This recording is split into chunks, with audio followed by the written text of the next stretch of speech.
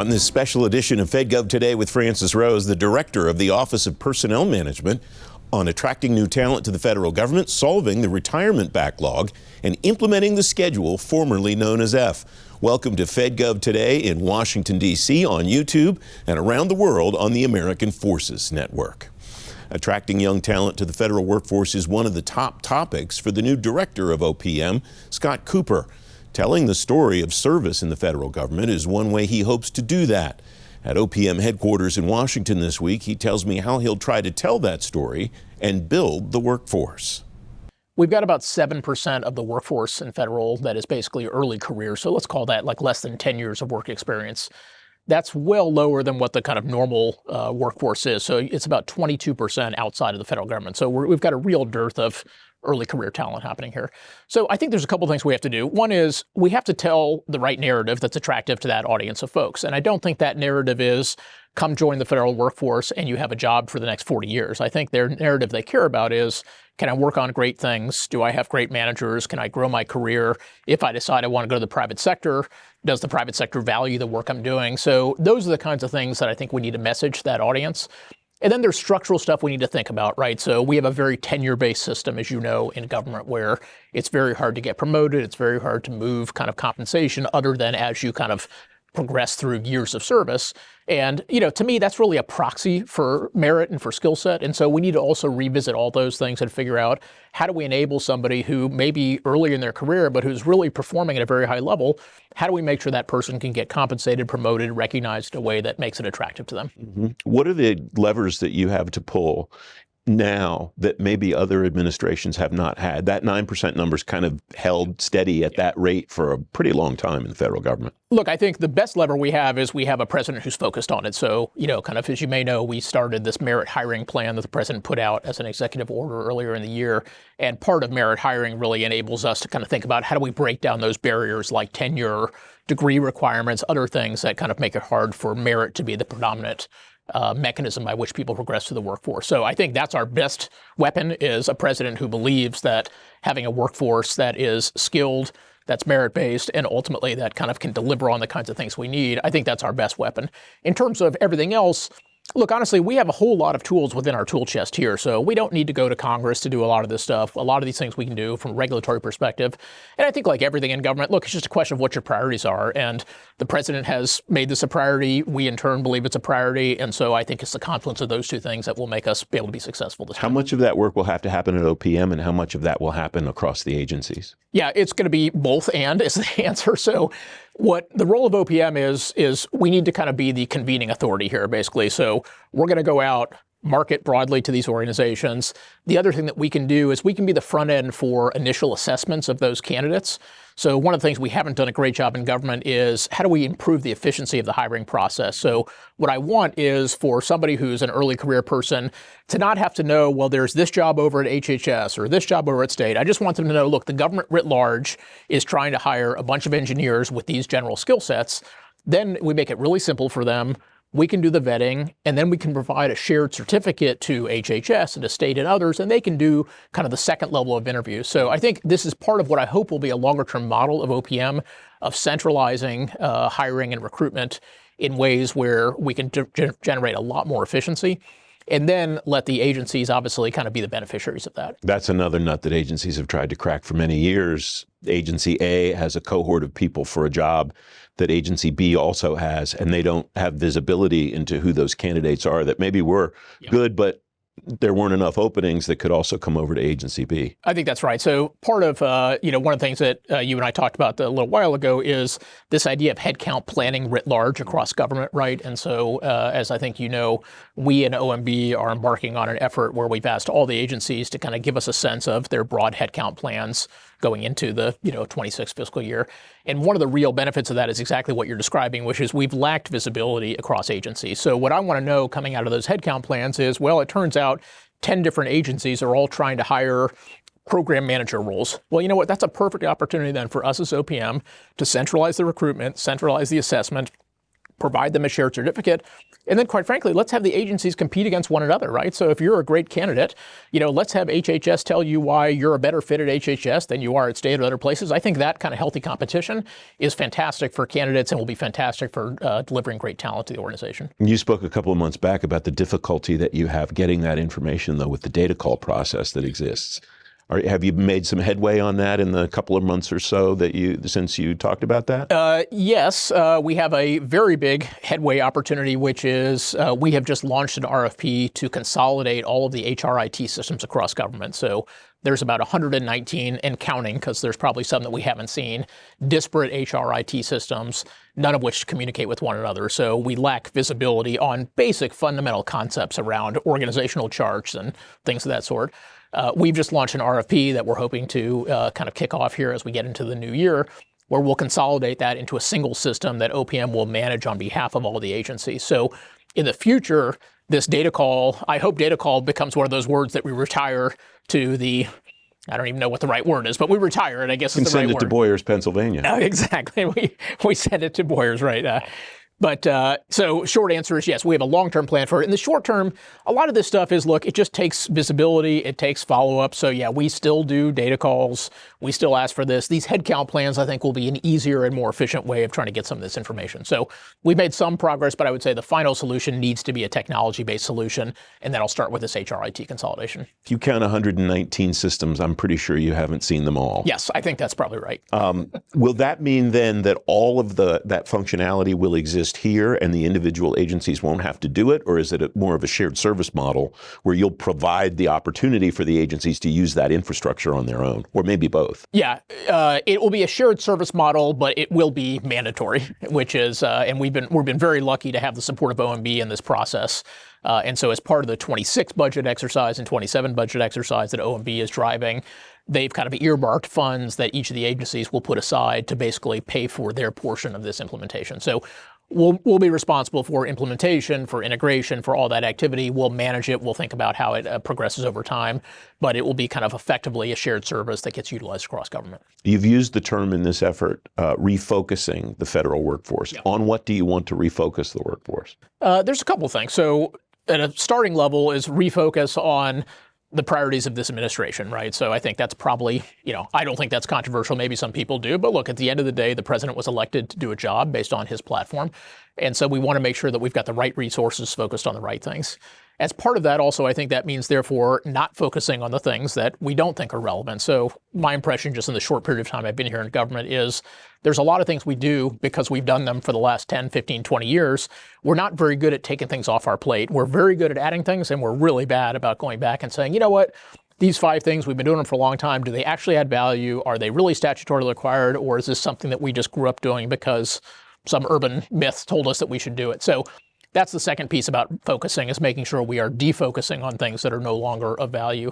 And then the third thing to me is making sure we're focusing on efficiency, quite frankly. And we had an all-hands meeting earlier today, so I reminded my team about this. Efficiency doesn't mean just cost-cutting. Efficiency to me means, can we deliver a better service to the American people, but do so where we take into account the cost and make sure we always think about we're ultimately stewards of taxpayer dollars, and can we deliver things in a more efficient way? So that's the third big piece of what I think about when I think about refocusing or reshaping the federal workforce. So connect that back to the technology effort. Yes. To bring more technology people in. I imagine technology will be an important element that underpins what you're trying to do efficiency-wise. Absolutely, and I think it has to be. Look, I mean, the technology, I come from that world, as you know.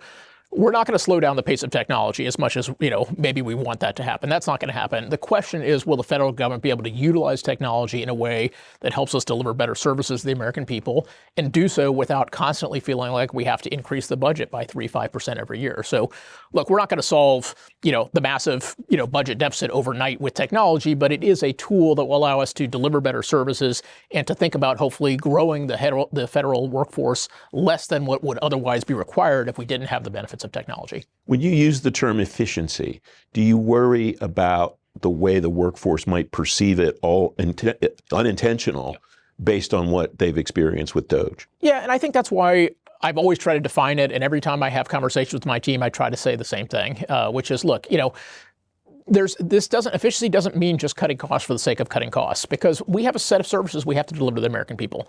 Now, what it does mean is, look, maybe we are doing a set of services that are not required, that don't add value, and we should, quite frankly, I think rightly so, go back and look at those and say, you know what, that's not a good use of taxpayer dollars. So you're absolutely right, which is in the absence of a definition and in the absence of kind of helping people understand what it means, people worry about what that, might entail in terms of headcount.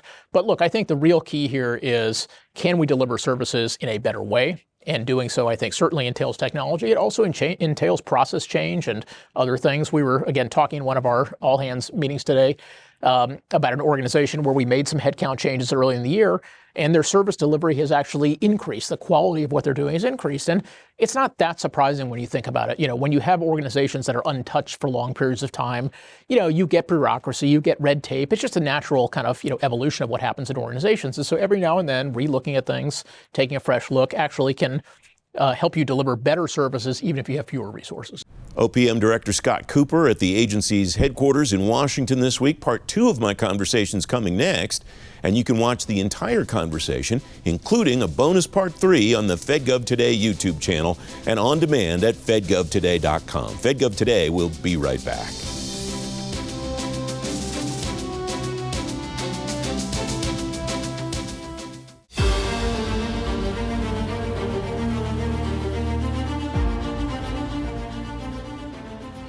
The grants community is woefully underserved by their existing grants management systems and grants technologies. And it's really handicapped us in general. So we put out the Grants Accelerator in 2020. We worked with Microsoft to identify the right mix of technologies to streamline a system that we can stand up quickly in the event of a disaster or an emergency, COVID being a great first example of that.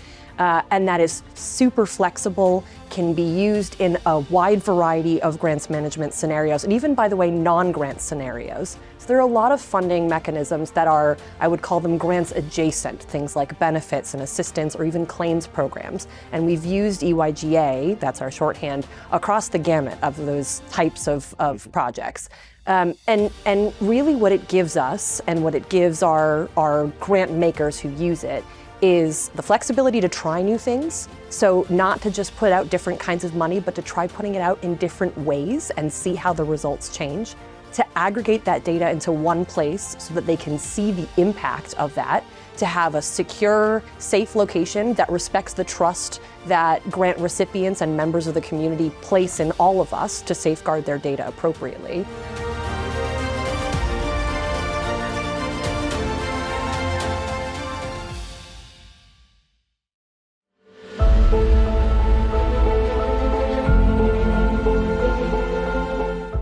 They've done a great job now in soliciting from industry. What are the best practices that we've seen work? How have we attained efficiencies and speed? So I think they're going to digest that, learn from that. And I think we'll actually see a great outcome around what they end up implementing in the end, which will be fundamental, useful change for accelerating DevSecOps and ATO processes.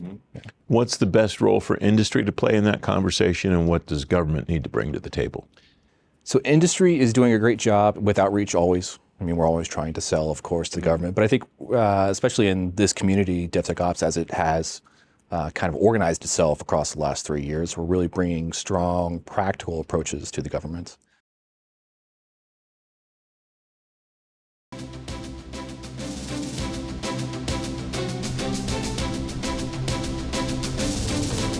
Welcome back. The Office of Personnel Management's implementing an executive order on revamping executive training across the federal government.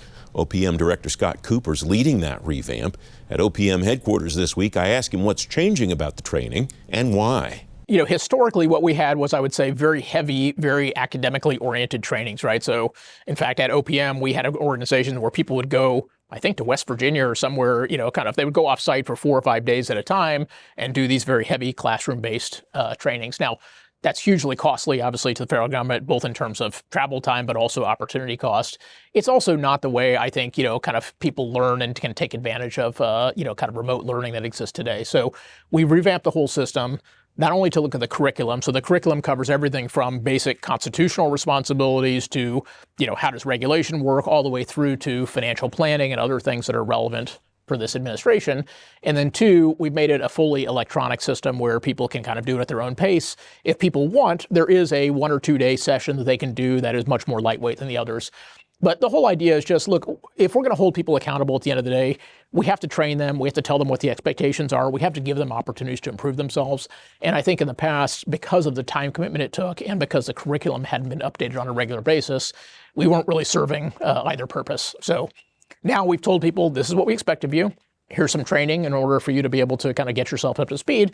And then I think it's fair then to hold them accountable to that as well as the outcomes of their organization. Your team achieved a milestone a couple of months back that in the 20 years I've been covering the federal government, nobody was able to crack before, and that was a completely digitized retirement processing situation for someone. What did you do that other folks who tried that, at least the 4 previous times that I'm aware of, were not able to accomplish? Well, first of all, it was definitely not me. We had a whole team of people. I think, though, what made it work this time was a couple things. Number one was really good partnership between a very deep and very skilled technology team with the operating team. And so I don't know, obviously, what happened in the past, but my sense is, I think one of the things is it's very hard to make change in an organization where you don't have alignment between the people who actually are doing the work day to day and the people who are trying to develop and design a technology solution. And so, to the team's credit, both of their teams, we've had fantastic alignment between the two. I think the other thing was we rethought about the problem differently. So as you know, part of the problem has been, yes, it's a very paper-based process. We have hundreds of millions of records in this mine in Boyers, which I promised you off camera at some point in time. We will get you down there to see it. I will look forward to that. And so much of the solutions were, okay, we're stuck with this problem. How do we start by digitizing our way out of that problem? And what this team came up with, which I think is the right answer, is look, let's start with the new process, which is instead of kind of, trying to solve all the existing paper that's there, how do we make sure we stop the bleeding and ensure that from this day forward, all new applications get done electronically? And then over time, we can start to then go solve the backlog problem of how do we get all these manual paper records into a digitized format. And so I think that was just a reframing, I guess, and a rethinking of the problem that this team was able to do. And look, we have a tremendous amount of work still yet to do to get to full nirvana, which is, what the goal is we want everybody to be able to retire fully electronically and do so in an incredibly short amount of time.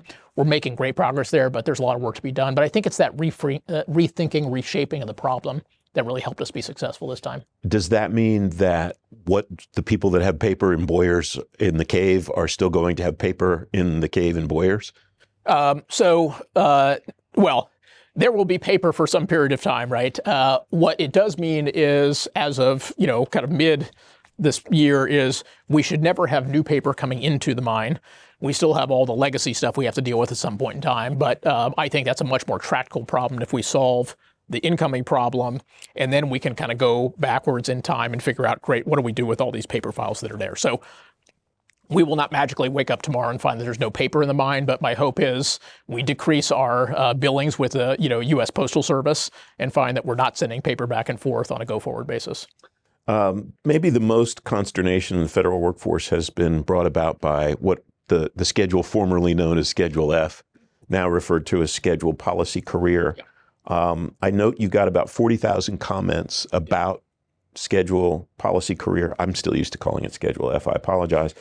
94% of those were opposed to implementation of it. What's the message that you take from that as the person who will be responsible for implementing it? Well, look, I think anytime there's change, it's not surprising to me that you have, generally people who agree with things don't generally say stuff. It's always the people who oppose it. So I'm not surprised, quite frankly, by the lopsided nature of the comments.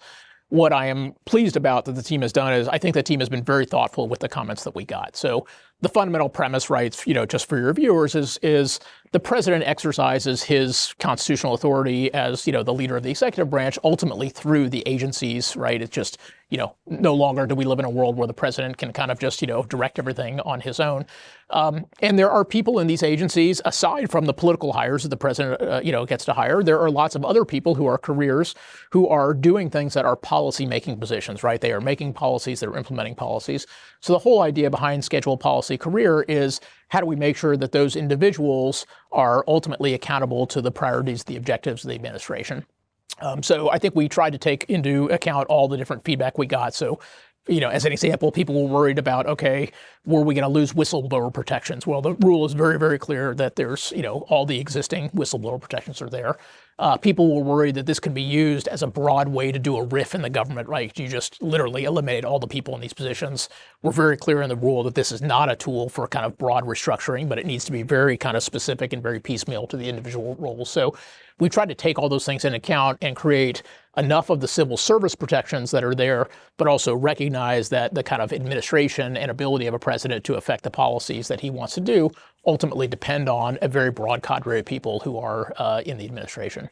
I read that the total number of people that would fit into that schedule is about 50,000. Is that the number that you expect to see finalized when the schedule is complete? I haven't seen a finalized number yet, and I probably shouldn't get ahead of ourselves, but I think what you will see is we expect the policy itself, hopefully, to be able to come out here, hopefully in a matter of weeks, quite frankly. And then as part of that, then obviously there'll be people will be notified, obviously, of their status there. So we'll happily give you an update once we get to the final numbers. I note from a podcast appearance with you and Greg Barbacha, the federal CIO, in your former organization, you said you've created, referring to the federal government, this culture of oversight, which therefore then means we should never take any risk because nobody wants to see their department show up in a GAO report. You use the term measured risk in that discussion, and I think that's a really interesting term to use relevant to the federal government because of the risk aversion that I've seen over the last 20 years. How do you build that into the culture of OPM moving forward?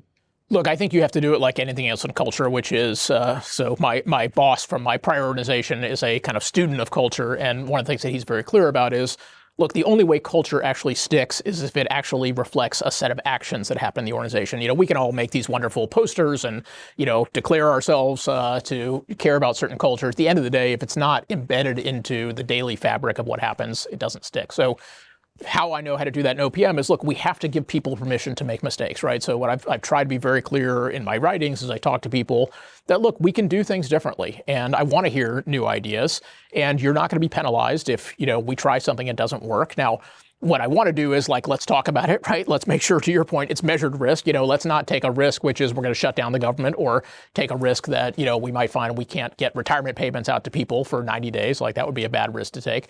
But it's about giving people permission to do things, helping them understand that this is actually now what's expected of them.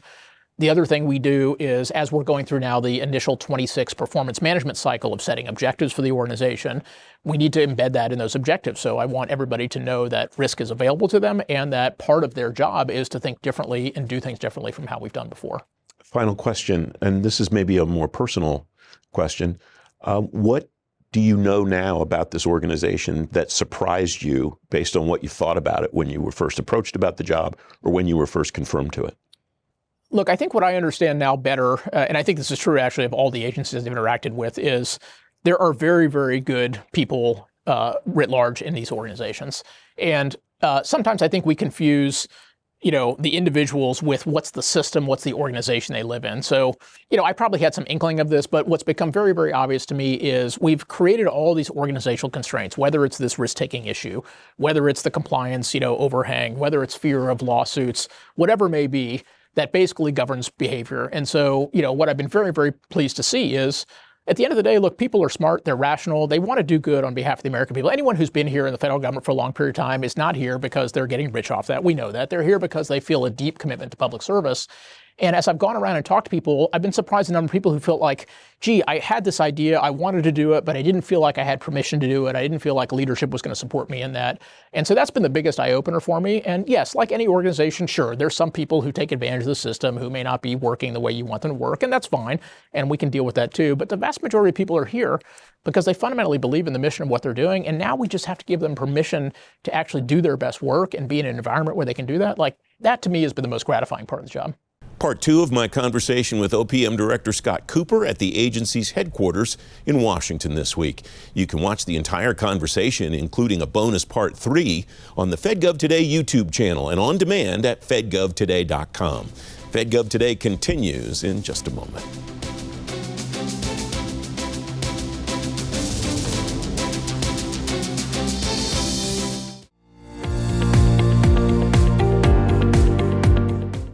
And that's why it's part of your enterprise risk management program, because you may already be doing particular risk management activities in your cyber or other, privacy, other areas.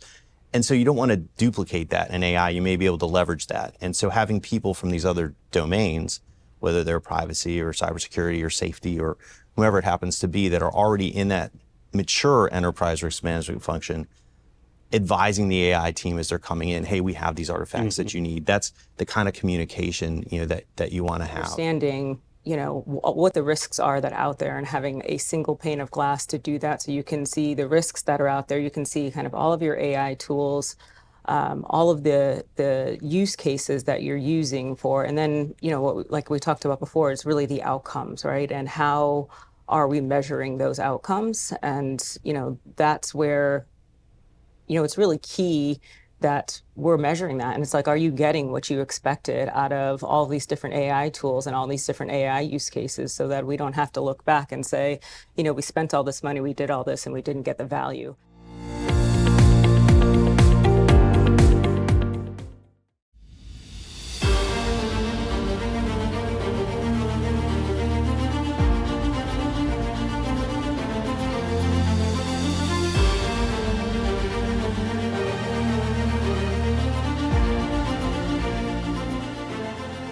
Ultimate outcome we're trying to get to is trust in the data. And trust is measured in a few different ways, right? It's in the integrity and the data quality, it's in the accessibility of the data. All of that matters, right? And if we have that, we can use it without question. The explosion of AI has changed the trajectory of cloud. It's changed at least my strategy on how we wanted to build cloud.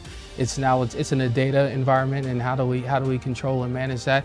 And some of the capabilities, whether it be in chipsets or advanced technology within performance, is in cloud as opposed to in the data center, which we could not keep up with.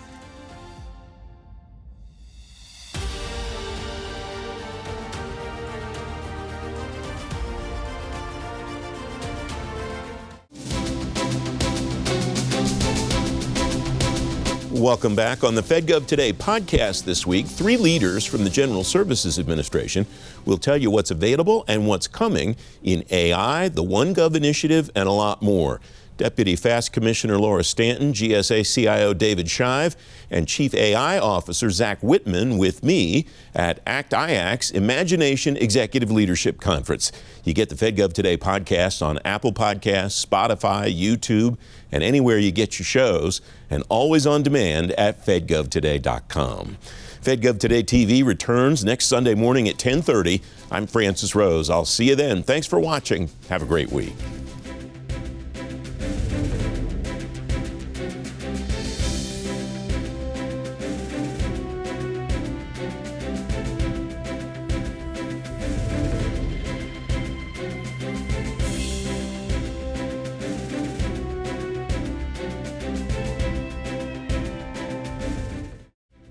If you want insights from agency and industry leaders on the latest topics in technology, management, workforce, defense, and acquisition, sign up for the FedGov Today podcast with me, Francis Rose. I release new episodes every Tuesday and Thursday, so you'll stay up to date on the issues that matter most to federal government leaders. Listen at fedgovtoday.com and everywhere you get your shows. Don't miss out on the conversation. Follow the podcast today.